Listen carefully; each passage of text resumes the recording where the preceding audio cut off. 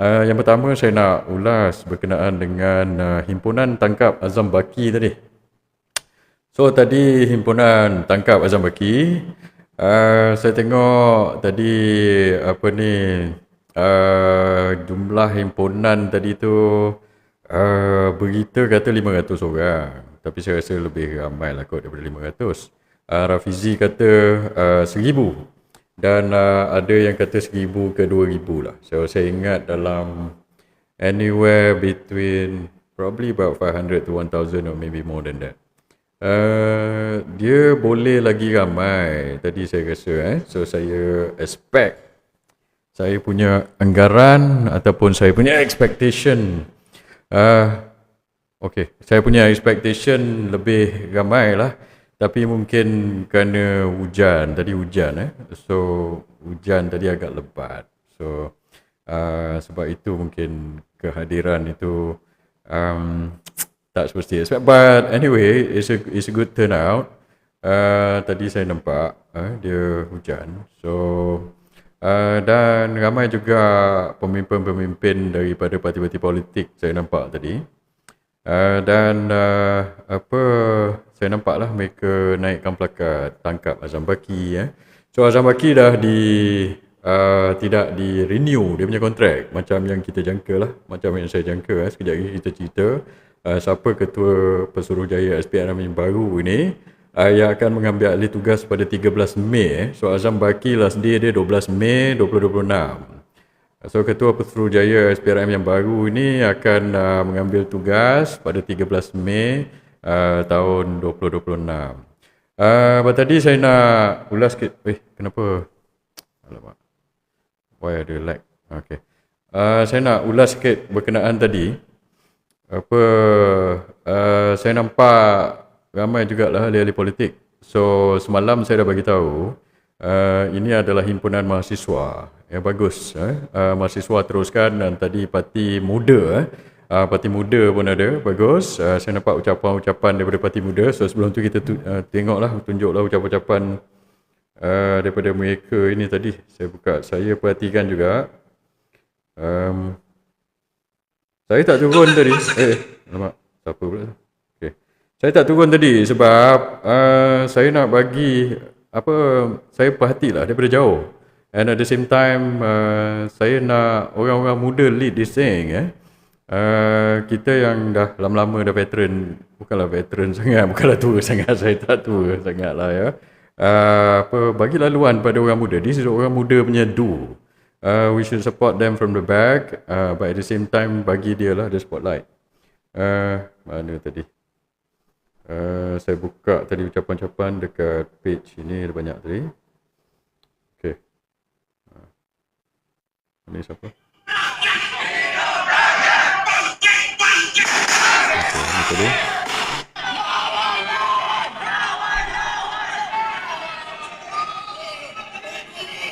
Siapa bucak ni? Ini siapa bucak saya tak tahu. Ini muda-muda. Apa dia cakap?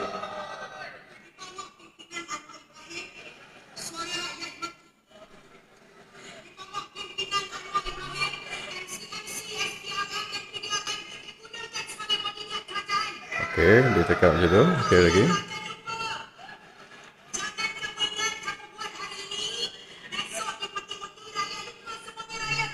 Okay, lagi.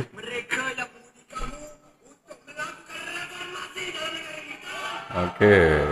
Oh, ini yang Choi di majlis Azam Baki tu saya perasan sebab rambut dia. Okay. Assalamualaikum warahmatullahi wabarakatuh. Namanya saya hadir sini adalah jangan kurang ajar. Okay. Itu tadi daripada Facebook daripada ini lah saya nampak dan banyak juga ahli-ahli politik, ahli parlimen terutama daripada PH yang saya nampak. Tadi ada ahli parlimen PKR, ada ahli parlimen DAP pun turun. Saya nak cakap macam ni lah. Nombor satu, bila ahli-ahli parlimen, pemimpin dalam kerajaan sendiri turun protes, maksudnya kerajaan hari ini not in control of kamu punya ahli politik atau ahli parlimen ataupun pimpin-pimpin dalam parti-parti politik kamu. So Anwar Ibrahim, you probably have lost control over your politician. Kamu dah tak boleh nak control dah dia orang ni.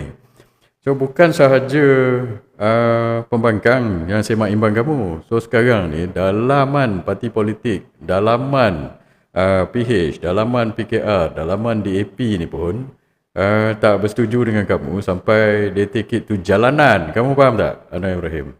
So sebab itu parti politik kamu sendiri sekarang ni tak menyokong kamu, Anwar. So macam mana cerita ni? Macam mana kamu expect rakyat nak menyokong kamu? Yang duk menjilat kamu mantap je lah. Yalah, dia orang takut sebab kalau dia orang lawan kamu nanti masuk jail ke, didakwa ke dan sebagainya, dan tak dapat jawatan dan sebagainya kan. Tetapi PKR sendiri, ahli-ahli parlimen PKR, lepas tu ahli-ahli parlimen DAP pun ada tadi. So sekarang sama ada mereka ini telah hilang kepercayaan kepada kamu dan menentang kamu sendiri ni daripada apa orang kata dah jadi kerajaan pun mereka nak berguling-guling di jalan raya. Mereka tak bersetuju dengan kamu. So dia petanda dia ada dua. So satu, kamu dah hilang kawalan ke atas ahli-ahli politik kamu ini. Ada tentangan dalaman satu. Satu lagi explanation begini. Macam yang saya cakap sebelum ini juga, iaitu ahli-ahli politik PH ni, mereka masih ada hangover sebagai pembangkang. Mereka suka benda-benda macam ni tau. So dia ingat zaman-zaman dia pergi ke jalanan guling-guling dulu sampai terbakar kereta polis, lu ingat? So dia teringat nostalgia. Dia biasa berapa tahun, 20 tahun jadi pembangkang. So bila mereka ni jadi kerajaan, dia tak biasa, dia tak kerti apa nak buat. Rafizi pun sampai letak jawatan bila jadi menteri kan. So dia tak biasa. So dia hangover. Sebab saya dah cakap tugas hakiki mereka ni sebagai pembangkang. So dia suka jadi pembangkang. Dia function sebagai pembangkang. So bila dia jadi kerajaan, baru dia nampak betapa susahnya jadi kerajaan ini. Yang dulu masa saya dalam kerajaan dulu kan, selalu mereka-mereka inilah yang kritik guling-guling semua kan. Sekarang baru dia tahu lepas tu bila baru dia tahu susahnya jadi kerajaan macam mana, nak buat dasar dan sebagainya. Lepas itu dia baru nampak susah tu. Lepas tu dia tak tahu apa nak buat. Kita dulu kita nampak kesusahan ni, tapi kita tahu apa nak buat. Puak-puak ini dalam PH, PKR, DAP, amanah lagi lah, tak boleh harap langsung dia nampak kesusahan ini, lepas tu dia tak tahu apa nak buat. So dia kembalilah kepada tugas hakiki dia, iaitu berguling-guling di jalanan. So dia tak tahu nak salahkan siapa. Dulu senang lah, salahkan orang lain. Sekarang ni kamu salahkan parti kamu sendiri, kamu pergi berguling sendiri tengah jalan. So itu yang saya nampak. So antara dua dia punya masalah dia. Nombor satu, dia hilang kepercayaan kepada Anwar Ibrahim. Sebab Anwar Ibrahim sendiri tak tunaikan janji-janji dia. Reformasi sekarang jadi reformati. Dan yang kedua adalah mereka ini tak biasa jadi kerajaan. Bila jadi kerajaan tak tahu apa nak buat.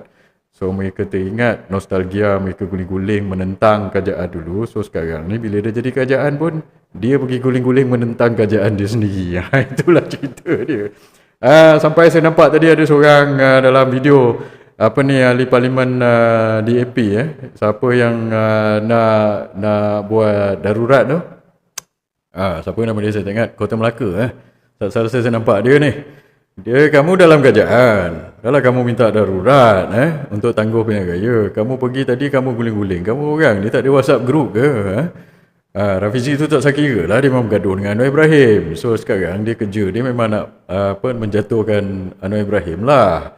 Mereka sendiri nak jatuhkan Anwar Ibrahim, baguslah. Sebab itu saya dekat luar saya makan popcorn je lah bila saya tengok ahli-ahli parlimen dan ahli politik PKR ini nak menjatuhkan presiden mereka sendiri. So elok lah tu, kita makan popcorn je lah. Dalam pembangkang ataupun orang atas pagar ataupun ahli politik bebas macam saya, kita tak payah masuk line, kita tak payah campur, biar dia, kita makan popcorn aja. Biar dia orang ni bertelingkah sama sendiri menjatuhkan inilah, ni masalah dia orang ni. Cuma masalahnya sekarang, masalah dalaman mereka menjadi masalah rakyat sebab mereka bergaduh sama sendiri ni, hal ehwal rakyat tidak mereka jaga. Ini yang menjadi isu lah. Dan apa lagi tadi? Siapa lagi berucap tadi? Saya tengok. Dan ada orang cakap dengan saya, dia tanya saya lah, adakah Rafizi kena tangkap? Daripada laporan yang saya dapat, saya pun dapat banyak laporan juga ya. Tak ada. Tadi isu dia, saya dimaklumkan bahawa polis macam menghalang. Saya tak tahulah, ini yang orang bagi tahu saya lah. Ada a little bit of issue dengan 4x4 yang diorang naik ni. Lepas itu dia tarik kejap Rafizi ke FRU, lepas tu lepaskan semula untuk dia berucap. So dia tidak ditangkap lah. Itu laporan yang saya dapat lah. Dan saya rasa polis atau pihak berkuasa tak payahlah tangkap macam ni. Kamu lagi tangkap dia, lagi dia ini. Takkan kamu tak belajar daripada dulu lagi kamu tangkap orang, nombor satu lagi lantang dia bersuara sebab dia orang ni macam ahli-ahli politik ke most of time dia orang we got nothing to lose. Lagi kamu tekan, lagi kita lawan lah. So lagi kamu buat benda-benda merepek ni macam MC pergi rampas telefon, lagi ramai orang pergi panggil lagi ramai orang. Kamu ingat apa akan jadi? Mereka ni akan tunduk kepada kamu dan akur tak? Sebaliknya akan berlaku. Dia lagi lawan, dia lagi sakit hati, dia lagi akan ini pada kamu. Dan esok bila kamu dah jatuh, bila tukar kerjaan esok, siapa-siapa yang terlibat dengan perkara-perkara ini, kamu hadaplah nasib kamu nanti. Bukan balas dendam, tidak. Tapi kamu kena account for atau be answerable to perbuatan-perbuatan yang dilihat sebagai menyalahguna kuasa ni. Kamu kena jawab kemudian hari nanti. So kamu jawab lah. So sebab itu saya kata, apabila kamu berkuasa, kamu kena pegang amanah tu dengan betul. Kamu tidak boleh menyalahgunakan kuasa. Dulu sebelum kamu jadi kerajaan, kamu yang paling lantang sekali menjerit freedom of speech lah sebagainya. Akta hasutan lah, anti sosma, anti ini, anti itu. Sekali bila kamu pegang jawatan dalam kerajaan, tiba-tiba pula sampai platform apa semua pun kena ambil lesen lah sebagainya. Apa tu bila orang post something yang kita pun tengok mana ada elemen berita palsu kat sini, tiba-tiba kamu tangkap orang itu. Sampai ada satu ucapan tu yang Georgette Mila tu sampai Kuantan kamu heret dia sampai ke Kuala Lumpur masuk lokap 3 hari. Padahal saya tengok ucapan dia tu, saya pun tercari-cari manakah elemen hasutan dekat situ. So bila benda ni jadi, rakyat menjadi semakin marah kepada kamu. Kamu tak boleh buat perkara-perkara kuku besi macam itu. Ini dah tahun 2026 tau. Bukannya tahun berapa dulu. Ini bukan negara ini bukan negara kuku besi. So jangan jadikan negara ini sebagai negara kuku besi lah. So kalau rakyat nampak kamu buat macam ini, mereka rasa tindakan-tindakan kamu ini kuku besi, maka mereka akan lebihlah marah dan lebihlah menentang kamu. Itu yang saya nampak. So kamu kena jaga sentimen rakyat sebab rakyat itu bos kamu. Mereka yang bayar gaji kamu. Kamu bila ambil tindakan, dan kamu tak boleh salahkan rakyat bila marah kamu sebab mereka bayar gaji kamu. Macam saya dah cakap sebelum ini. Kalau kita bos kamu pekerja, kamu tokil pengurus ladang, kita orang ni owner of ladang. Kalau kamu buat tak tentu arah, kita marah kamu, takkan kamu pula nak tangkap kita. Itu tak masuk akal. So dekat situ kamu kena jagalah sentimen rakyat dan buat kerja betul-betul dan ambil amanah itu. Jangan buat kerja yang mengarut macam sekarang ini. Okey. Lagi tuan-tuan berkenaan dengan okey sekejap saya tengok ini ketua SPRM yang baru. So tadi telah diumumkan ketua SPRM yang baru. Pagi-pagi tadi saya dapat berita berkenaan ini. Dan siapa ketua SPRM yang baru ini? Nama dia, okey saya baca kat sinilah Nama dia adalah Datuk Seri Abdul Halim Aman yang dilantik sebagai Ketua Pesuruhjaya Suruhanjaya Pencegahan Rasuah yang baru. Dia berumur 69 tahun. Ini saya baca daripada Keratan Akhbar lah, Harian Metro. Dilahirkan 10 Mac 1957. So dia dah pencen lah kalau umur 69 tahun.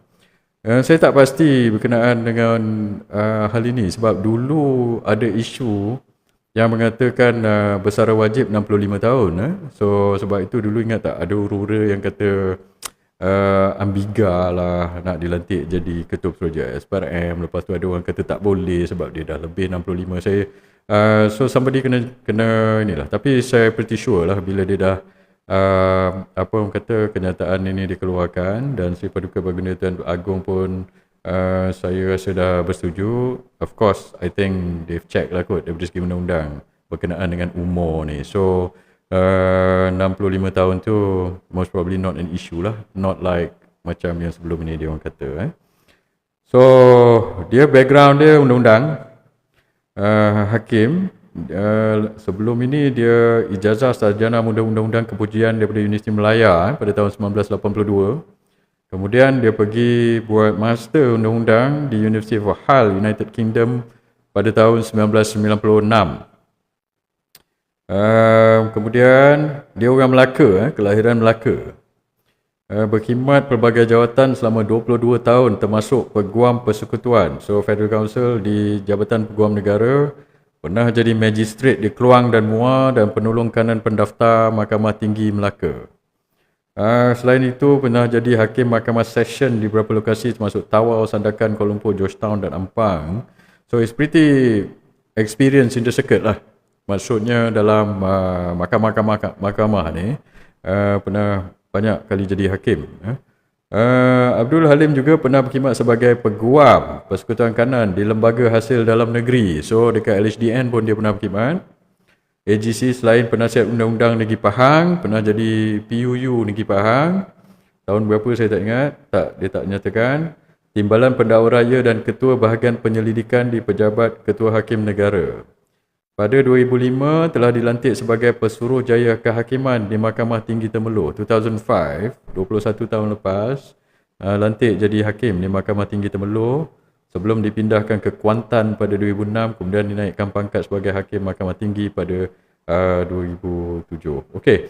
So itu dia punya resume. So kita nak tahu apa ni sebenarnya, apa kes-kes yang telah dihakimi lah. So in order to see orang tu punya track record, particularly kalau orang ini judge, so kita nak tengok apa kes-kes yang dia pernah hakimi dan bagaimana dia hakimi kes ini sebelum ini. Okey, sepanjang tempoh perkhidmatan di Shah Alam, beliau mengendalikan beberapa kes jenayah berprofil tinggi yang menarik perhatian umum.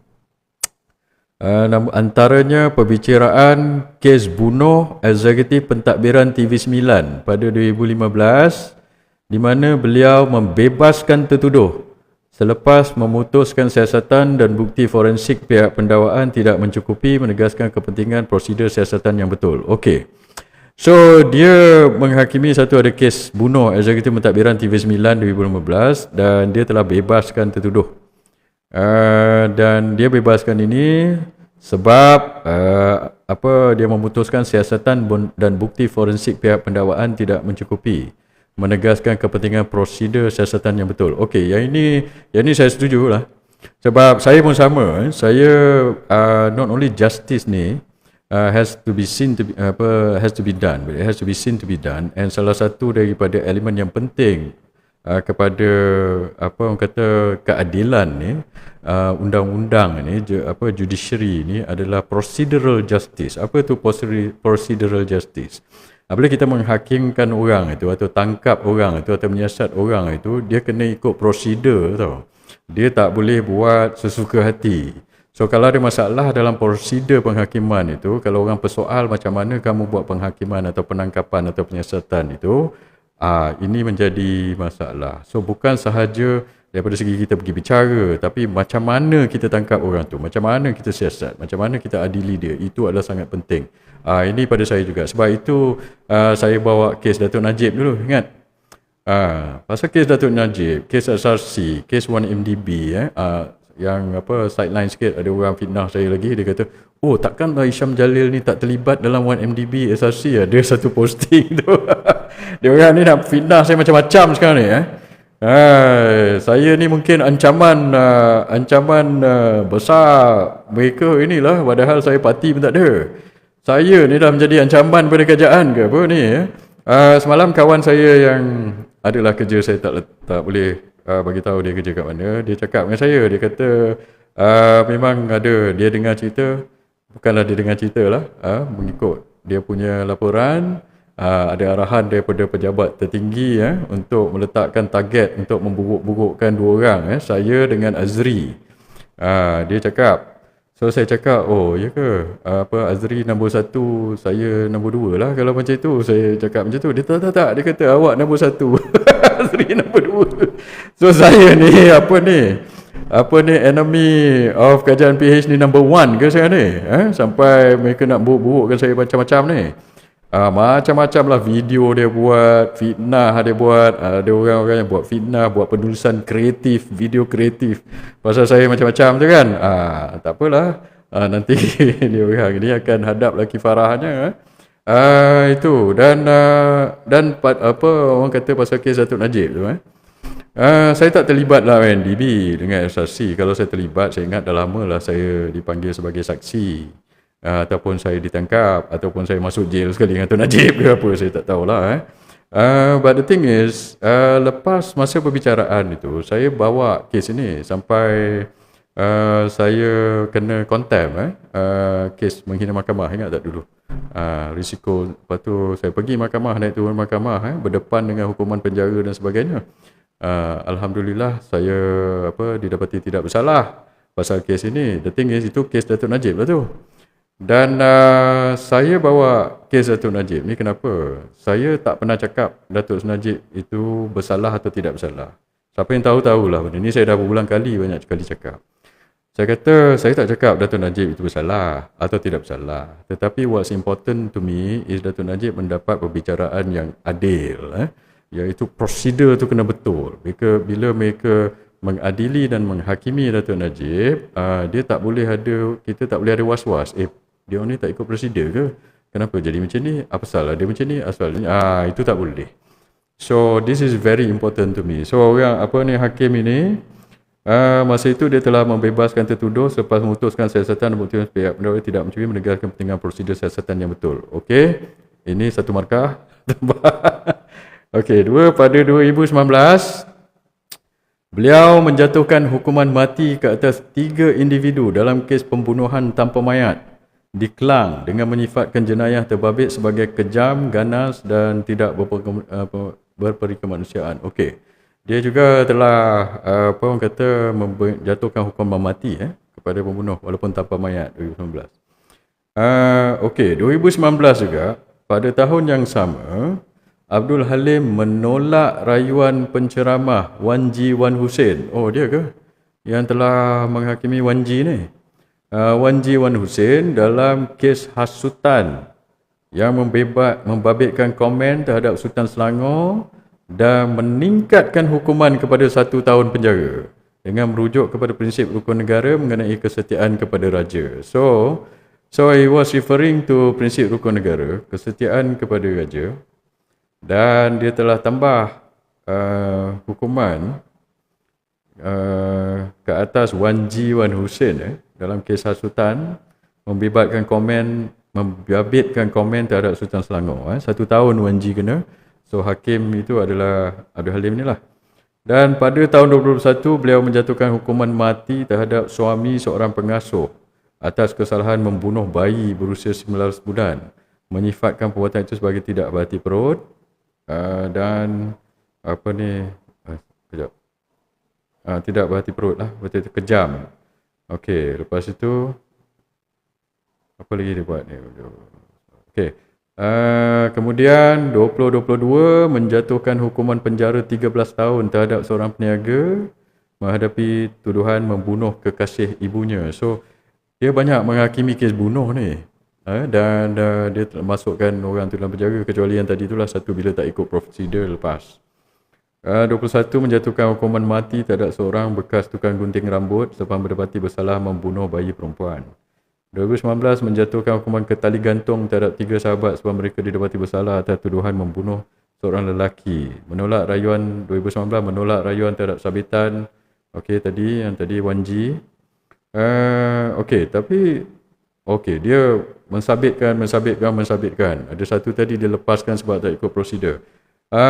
But 2017 dilepaskan. 2017, 28 Februari 2017 mengekalkan keputusan Mahkamah Session melepas dan membebaskan bekas Ketua Setiausaha Kementerian Sains, Teknologi dan Inovasi Datuk Abdul Hanan Alang Endut daripada 10 pertuduhan rasuah berjumlah 59,390. So tadi kes bunuh banyak yang disabitkan kesalahan. Satu tu lepas sebab prosedur tak ikut. Tapi ada satu kes rasuah ini kalau ikut daripada akhbar ini 28 Februari 2017, beliau telah mengekalkan keputusan Mahkamah Session melepas dan membebas. So dia telah membebaskan bekas Ketua Setiausaha Kementerian Sains, Teknologi dan Inovasi Datuk Abdul Hanan Alang Endut daripada 10 pertuduhan rasuah berjumlah 59,390. 2015 menjatuhkan hukuman gantung sampai mati terhadap seorang ketua kongsi gelap selepas mendapati bersalah membunuh seorang mekanik. Okey. So kes-kes bunuh, dia banyak adili kes bunuh. Dan banyak kes bunuh ni disabitkan kesalahan dan pergi ke penjara dan ada yang pergi ke tali gantung. Kes bunuh ada satu tu lepas, dilepaskan sebab tak ikut prosedur. Kes rasuah, kalau ikut laporan akhbar ni, kes rasuah bekas KSU Mosti lepas 59,300 lebih itu. So itu adalah track record dia. So saya harap Datuk Seri Abdul Halim dapat menjalankan tugas dengan baiklah. Dan SPRM ini kita perlu mengembalikanlah kepercayaan rakyat kepada SPRM ni macam saya cakap semalam. Bukan sahaja kepada Ketua Pesuruhjaya SPRM tetapi kepada seluruh SPRM itulah. Dan saya rasa dan ada satu komen daripada netizen lah berkenaan hal ini. Saya baca-baca juga apa yang netizen bila nampak nama hakim ini, saya sampel jugalah apa tu komen-komen itu. Ada yang kata okey ganti Azam Baki, janji bukan Azam Baki, kata macam itu. Tapi ada satu komen ni daripada Muhammad Adam. Saya tengok Muhammad Adam komen daripada Melemail punya artikel. So Muhammad Adam say macam ni. Itu pandangan Muhammad Adam lah. Muhammad Adam kata he is now 69 years old. He has never had any prosecution experience. He has absolutely no enforcement or investigative background. Virtually his entire career was confined to routine judicial functions from the lower courts up to the High Court. Most tellingly, he retired only as a High Court judge, never elevated to the Court of Appeal or Federal Court, which in itself speaks volumes about how his capabilities were assessed within the system. So ini sampling komen daripada ini Datuk Seri Abdul Halim. Datuk Seri biasa jadi hakim. So hakim ni rakyat biasa tak kutuk lah, takkan kritik sebab bila rakyat kritik hakim nanti kena kontem, menghina mahkamah, masuk penjara atau sebagainya. Tapi perbezaan bila jadi hakim dengan Ketua Pesuruhjaya SPRM ni Datuk Seri, saya nak cakap sikit Datuk Seri kena biasakan kena kritik lah, kena kutuk, kena tanya Azam Baki macam mana. Tanya Ketua-Ketua Pesuruhjaya SPRM sebelum ini, tanya Latifah Koya, tanya ini. So bila kita memegang, saya pun pernah memegang jawatan tinggi dalam kerajaan dulu, so saya dah biasa dah kena kritik, biasalah. That come with a package tau Datuk Seri. It comes with with a job. No. So kalau Datuk Seri Abdul Halim biasa jadi hakim tak pernah kena kritik, tak pernah ini. So kalau Datuk Seri nanti masuk office 13 bulan Mei ni, first day saya yakin atau pasti Datuk Seri akan kena kritik. Sekarang ni pun dah ada orang kritik Datuk Seri tak boleh meloncat lah. So I'm preparing you for the office, you know. Kalau Datuk Seri buat benda tak betul pun saya sendiri akan kritik.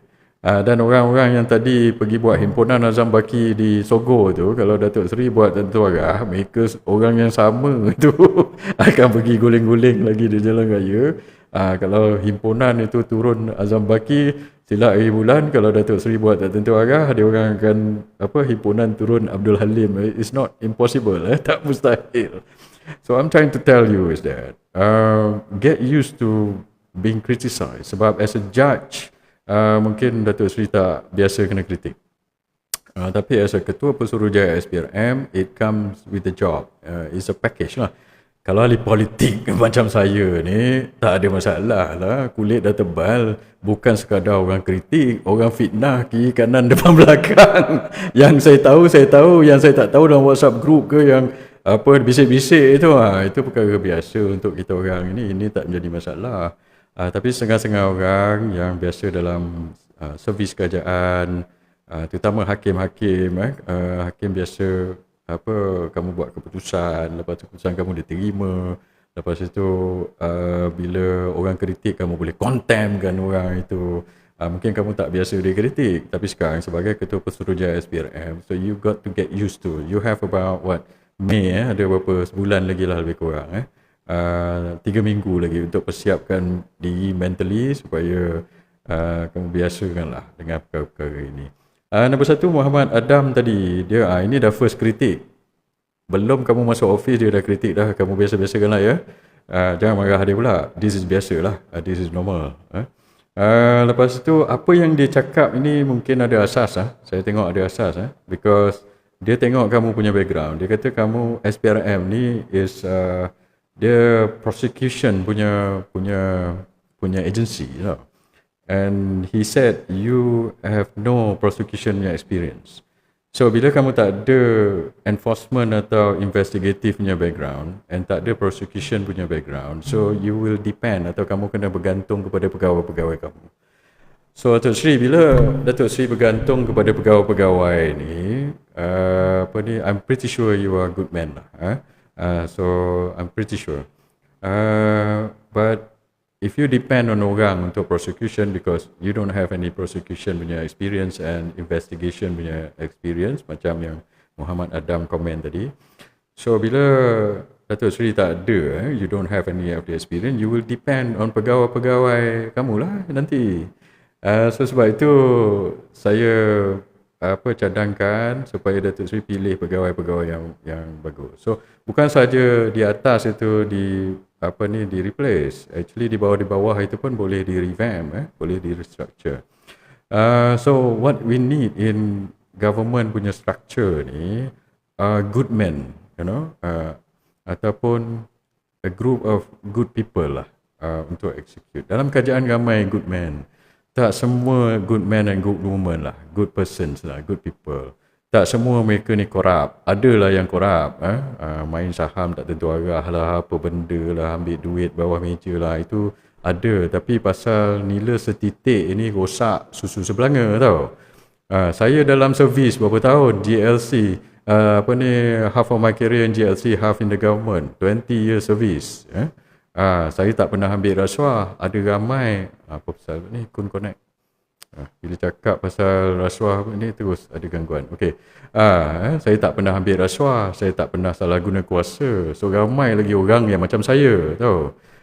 Jangan ambil orang yang orang kata ada masalah lah. Kalau kamu ambil orang yang ada masalah sebagai timbalan ke sebagai ini ke apa ke kan, ini akan mendatangkan masalah. Terutama mereka ini kalau dia ada terlibat dengan isu-isu salah guna kuasa ke rasuah ke mafia korporat.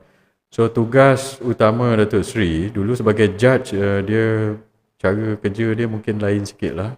Datuk Seri, I don't know, you know better. You've been judged for so many years. Bila masuk sini sebagai penjawat awam dalam eksekutif ni, so dia lain. So I can say a little bit about macam mana cara kerja penjawat awam dalam eksekutif ini, sebab saya pernah jadi penjawat awam dalam eksekutif ini. So yang itu I've never been in the judiciary, tapi saya dah penjawat awam dalam eksekutif lama juga. So dekat situlah find good men, because you're going to have to depend on them, terutama dalam prosecution, dalam investigation dan sebagainya. Dan itulah, itu yang kedua lah. Tapi yang pertama tadi biasa-biasakanlah dengan kena kritik lah. Jangan nipis telinga dan melompat lah. Itu saja. Jangan jadi macam ahli politik PH. Yang menteri-menteri ni adalah dia orang ni nipis telinga, dia kutuk orang sedap, tapi bila dia kena kritik sikit dia punya koyak rabak tu lain macam, sampai semuanya nak dipanggil, semuanya nak dirampas je. Itu. Okey, lagi tuan-tuan, itu pasal tadi. Dah lebih masa dah saya ni, patut saya 9.30 saya dah ni. Last kali saya nak komen sikit pasal jangkaan 2 penjuru PRN Melaka. So semalam saya dah bawa satu khabar bahawa kemungkinan PRU akan dicepatkan. Bloomberg kata mungkin bulan 10. Sebabnya pasal ada kaitan dengan minyak lah. Kalau subsidi ni lagi terpaksa di-reduce macam mana dan sebagainya, rakyat tengah tertekan dan sebagainya. So saya nampak ada logik juga telahan Bloomberg itu, sebab things are going to get worse, bukan better. So perang ini sekejap on and off, but dia akan berpanjangan. Itu dari segi geopolitik. At the same time dari segi ekonomi kita pun, dalaman kita yang tak betul. Sebenarnya dulu kita ada masalah perang, masalah ekonomi dunia, geopolitik sentiasa, tetapi kita ni cushion ataupun kita mempunyai ketahanan daripada tekanan-tekanan luar ini. So daya tahan kita tinggi, kita resilient, we were resilient to external pressure ni. Sebab itu dulu 2008 bila harga minyak naik 147 US dollar per barrel, lepas itu banyak tahun lepas tu, setiap 4-5 tahun ada krisis dunia ini, kita boleh bertahan sebab kita punya daya tahan yang tinggi. Tetapi sekarang ini harga minyak naik 119, 110, $100, 90 pun kita dah tak tahan dah. Sebab daya tahan kita tinggi. Kenapa? Sebab Anwar Ibrahim, salah satu sebab, for the last 3 tahun ini dia naikkan hutang kita sampai hutang kita setakat ni dah. Kita dah tak boleh ambil hutang dah. Dah 65% ataupun 60, hampir 65%. Kan saya dah cerita pasal benda ni. So kalau government tak boleh ambil hutang, macam mana kerajaan nak spend untuk rancangan ekonomi dan sebagainya? Kalau kerajaan nak spend on project pun, dia kena ambil duit daripada Petronas dan daripada cukai lah.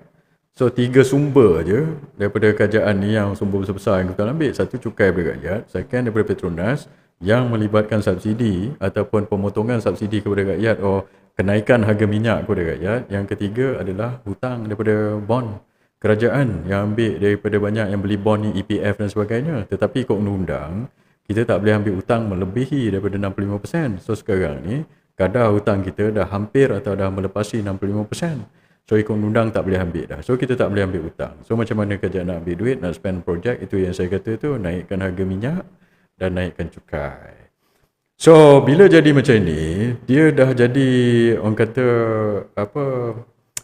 satu keadaan yang teruk lah pada kerajaan. Kita dah tak jadi resilient dah.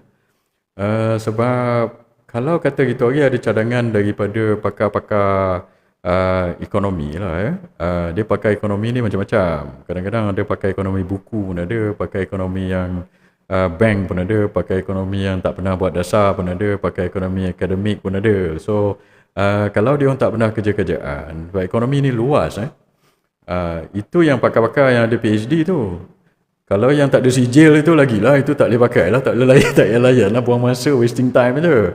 Ini I'm talking about pakar-pakar yang ada PhD ni. Tapi in fact dia pun ada dia punya dia punya kepakaran dalam bidang dia. Kalau pakai ekonomi banking tu, dia look at banking aje lah. Macam fiscal dia mungkin tak tahu sangat. How we raise money to spend dia tak tahu sangat sebab dia tak pernah buat budget. So coming from the government fiscal side, so saya boleh komen sikit. Itu hari ada pakai ekonomi kata, kita kena buat rangsangan, package rangsangan ekonomi okey lah, ini now kita masuk, saya bagi saya lagi 10 minit lah So dia kata kita kena buat package rangsangan ekonomi sebab ekonomi sekarang teruk So saya tengok macam ni. Dulu every time kalau ada masalah krisis, kita boleh bagi package rancangan ekonomi. Apa yang kerajaan buat adalah, ini basic fiscal economics. Siapa belajar ekonomi fiskal ni tahulah, Keynesian ataupun orang cakap Keynesian. So cara sebutan Keynesian, John Maynard Keynes. Siapa tahu John Maynard Keynes? Ini basic classical economics. So John Maynard Keynes cakap apa? Dia kata ini berapa ratus tahun dululah. Ini basic. Dia kata kalau dalam keadaan krisis, orang tak nak spend, orang akan hold on to kita punya duit. Dia takkan belanja sebab dia tengok alamak keadaan ekonomi ni teruk. So saya tak nak belanja lah, saya berjimat. So bila orang tak belanja, ekonomi akan jadi lagi teruk. Sebab putaran ekonomi itu tidak berpusing. So bila orang tak belanja, dia tak beli barang. Bila tak beli barang, bisnes lingkup lah. So kita akan jadi stuck tau ekonomi kita. Pusing, ekonomi itu tidak berpusing. So what did John Maynard Keynes say? Dia kata dalam keadaan krisis, bila orang tak spend, bila private sector ataupun swasta tak spend, siapa kena spend? Kerajaan kena spend. Kerajaan kena belanja, kerajaan kena keluar duit. Bila kerajaan spend, buat projek-projek ni, maka ada rangsangan, so orang pun start dapat duit daripada projek ni, dapat kerja dan sebagainya. So itu teori John Maynard Keynes 100-200 tahun lepas. So mungkin, dan masa krisis sebelum-sebelum ni, zaman Tun Mahathir, zaman Pak Las, zaman Datuk Najib, itu yang kita buat, package rangsangan. Saya pun pernah terlibat dalam perkara-perkara ini yang boleh menangani krisis dan sebagainya. Now, okay, tapi ada big assumption macam mana kerajaan keluarkan package rangsangan ekonomi ni. The big assumption is that kita boleh cari duit dan kita boleh berhutang. So, this assumption yang sekarang ni dia jadi lain tau. Keadaan akan jadi lagi teruk. Sebab kalau kamu nak buat package rangsangan ekonomi, so ekonomis PhD ke daripada bank ke yang tak pernah buat fiskal, tak pernah buat bajet, tak pernah buat pakai dan sebagainya, you take note lah. Saya bukan nak kata kamu nak pelikir kamu, tidak, tapi saya you take note on this thing lah. Ada satu assumption kamu itu yang mungkin kamu terlepas pandang. So bila kita nak buat package rangsangan ekonomi, you assume that government boleh ambil hutang. So dalam keadaan emergency masa COVID itu kan, kita nak bagi package rangsangan. That's why kita increase the debt limit daripada 55% to 65%. So 10% will increase the debt ceiling tu is about 130 to 140 billion, tak salah saya. GDP size is about 1.4 trillion. So 10% of that is about 120-130 billion tau. Tambahan hutang yang kita boleh ambil. So masa COVID itu kita increase the debt limit to 65%. So kita berhutang lebih, ambil daripada EPF, ambil daripada agensi pelaburan kerajaan ini, lepas tu kita spend. So itu package rangsangan kerajaan. Nah sekarang what happen? So macam mana kita nak buat package rangsangan ekonomi? Kita dah tak boleh ambil hutang lagi dah. So bila kamu tak boleh ambil hutang lagi dah, kamu nak buat rangsangan macam mana? Kamu nak cukaikan rakyat, nak naikkan harga minyak, so that Petronas boleh cari lagi duit bagi pada kerajaan. Itu adalah salah satu bentuk cukai lah tu.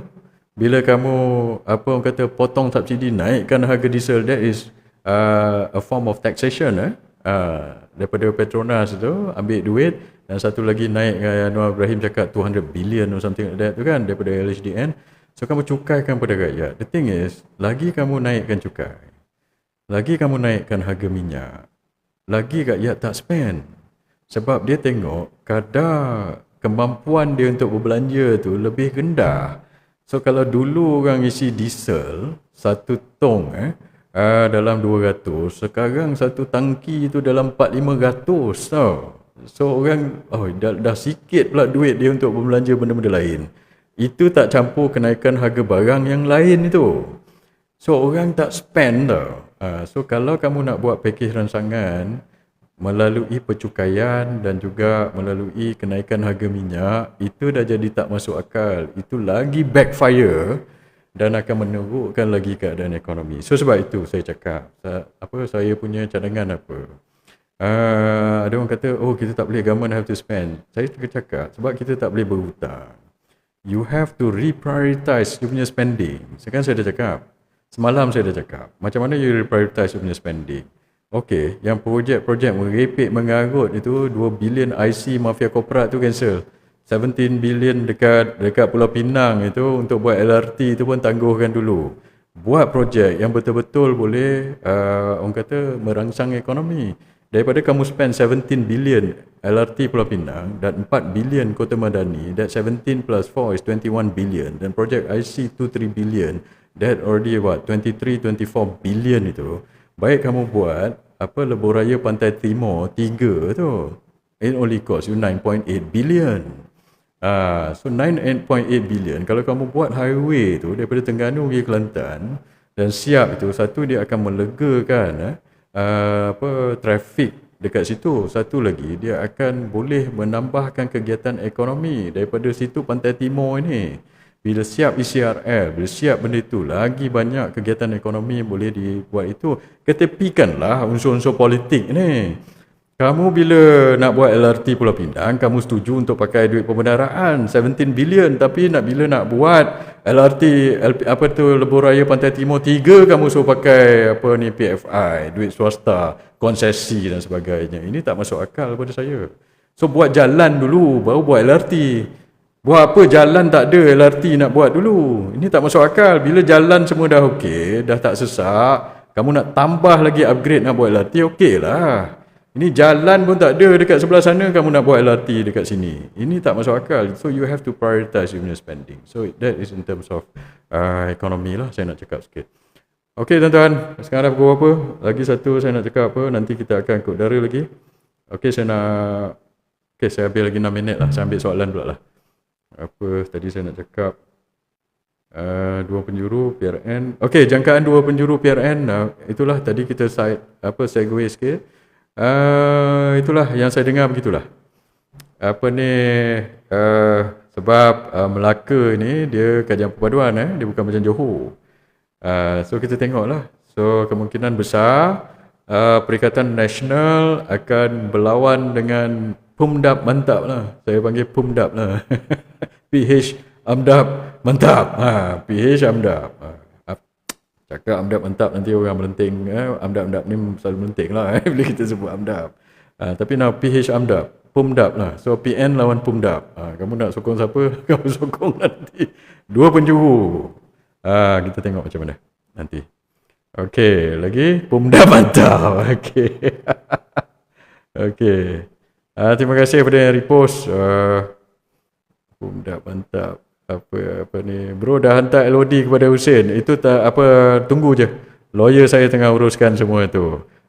Tak lagi gunung dia kejar budak ini. Dulu masa saya dengar cerita, the lawyer tu cakap masa MB Kelantan, dia ni cakap berdegar-degar tau, tapi masa MB Kelantan kan ada saman dia. Lepas tu nak serve notice tu LOD, dia pergi lari-lari entah mana sampai last kali serve dekat serve dekat Perak ke, ada satu majlis tu dekat Kelantan, sampai dia lari-lari ke apa. Bila dapat ada video tu, ada orang hantar kat saya cakap berdegar-degar kat belakang kan, menekan-nekan. Sekali bila dapat LOD tu menggigil-gigil tangan terima. So kali ni nanti kamu tunggulah, saya serah pada lawyer saya ni bila tulis LOD ni. Bukan macam tulis WhatsApp. Siapa yang tak tahu itu, ini budak-budak walan non 20 sen ni, dia mana tahu.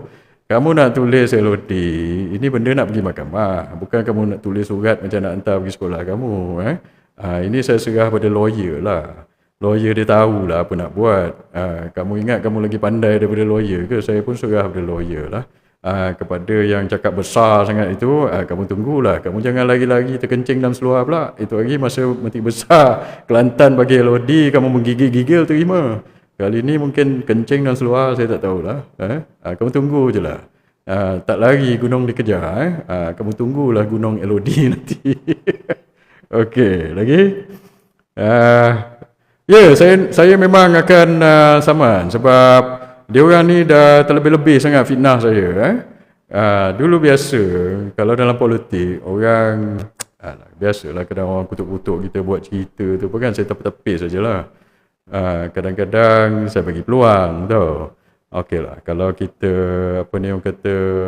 kalau kita nampak dia back off ke apa kan, dia tak berlagak, tak bongkak, okeylah. Sometimes kita just let it go aje lah macam itu. Tapi kalau dah bongkak sangat, dah lebih sangat, dah cakap besar sangat, meminta-minta sangat, kau tunggu je lah. Dia LOD ni dia bergantung pada peguam lah. bila mereka dah bersedia nanti dia hantar lah. Kamu ingat apa? Hari ni cakap esok keluar ke surat? Itu kalau siapa yang tak pernah buat kerja-kerja mahkamah itu, yang hingusan-hingusan itu, kamu ingat macam tulis WhatsApp ke apa? Kamu tunggulah benda itu tak lari punya. Esok kamu dapat terkencing dan surah. Baru tahu. Okey, lagi? Silap orang lah cari pasal. Okey. Okey, lagi tuan-tuan? Ada lagi komen? Itulah dengan cerita tak tidur malam, biarlah dia pasal apa dia minta sangat kan. Okey, lagi okey lagi tuan. Co-host dengan ini. Okey. Saya nak co-host nanti, saya nak set upkan lagi. So saya dah selesaikan satu persatu lah saya punya ini. So sekarang audio dah okey. Nanti satu-satu kita buat. So audio saya dah okey kan? Suara saya dah okey kan? Okey. Lagi hilang dah semua. 20 sen ni kadang dia masuk, dia nak claim je lah. Dia nak claim 20 sen lepas tu cabut lagi.